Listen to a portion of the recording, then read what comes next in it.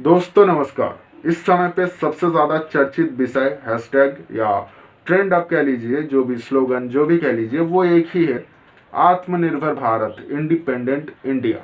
लेकिन PSU units को बेच के देश को चलाने लायक रकम इकट्ठा किया जा रहा है और एक ऐसा स्थिति आके खड़ा हो गया है जहाँ पे कोषागार खाली है और इस समय पे और भी ज़्यादा पैसों की ज़रूरत है। तो यहाँ पे और भी ज़्यादा पीएसयूज को बेचने की बात की जा रहा है, जैसे कि एयर इंडिया, बीएसएनएल, एलआईसी को तो पहले ही बेच चुके हैं।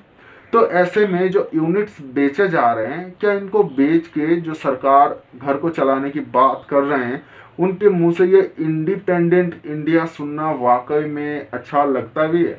तो आइए सबसे पहले पीएसयू की कंसेप्ट को समझ लेते हैं। 1947 में आज़ाद हिंदुस्तान में बेंच ने एक प्रपोज रखा था कि ऐसे अलग अलग सेक्टर्स में यूनिट्स को बनाया जाए जो सरकार के लिए बिजनेस करेंगी और उस बिजनेस से जो रेवेन्यू आएगा उससे खजाना भरा जा सकता है और साथ ही में जो देश में अनएम्प्लॉयमेंट की प्रॉब्लम है उसमें थोड़ा सा राहत लोगों को मिल सकता है। यहाँ पे एम्प्लॉयमेंट आप लोगों को कर सकते हो, एम्प्लॉय बना सकते हो।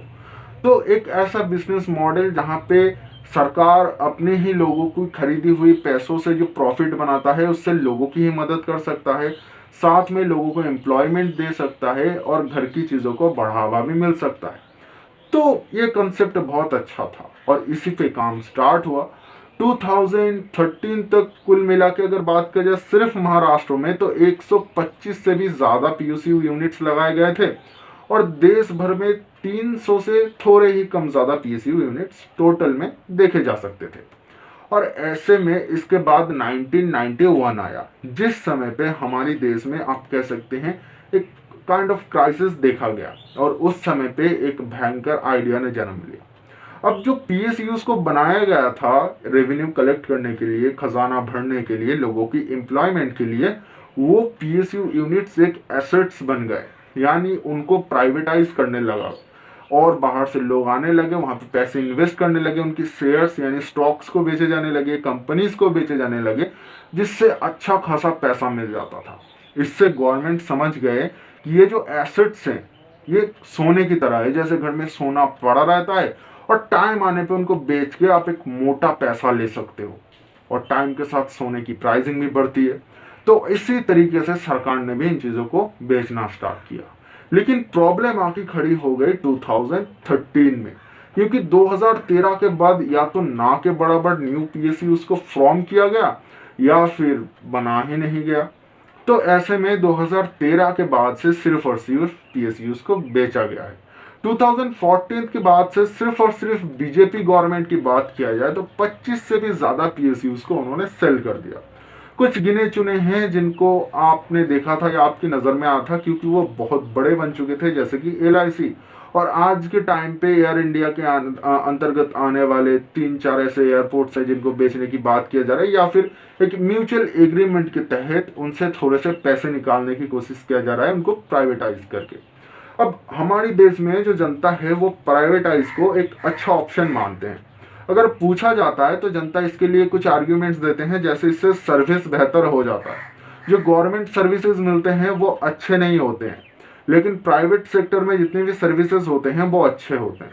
तो यहाँ पे आपको फ़र्क समझना होगा।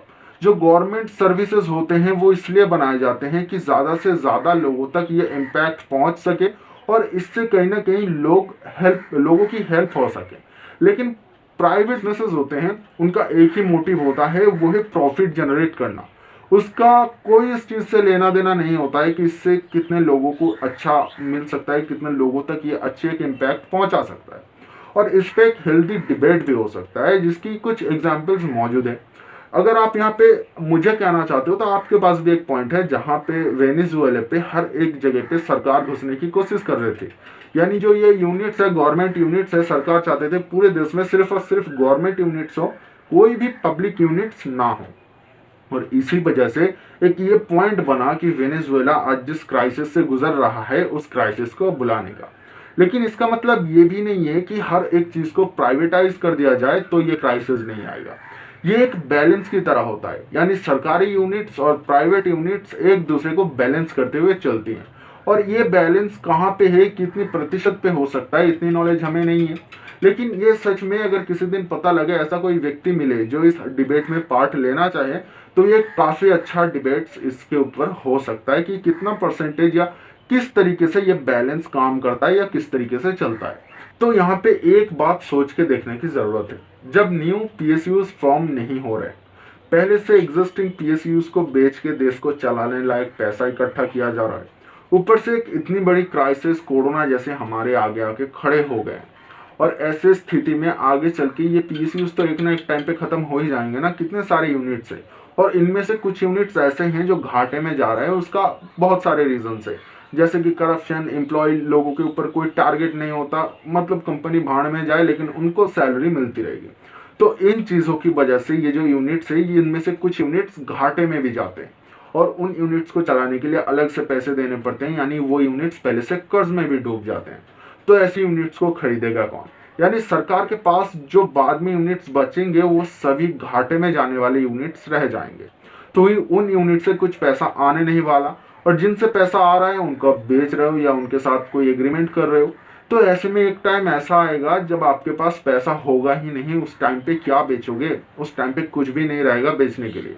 और ये वही लोग हैं जो कुछ समय पहले तक पाकिस्तान में बेचने वाले गाय, बकरी, भैंस, गाड़ी, इन सब चीज़ों की मजाक उड़ाते थे।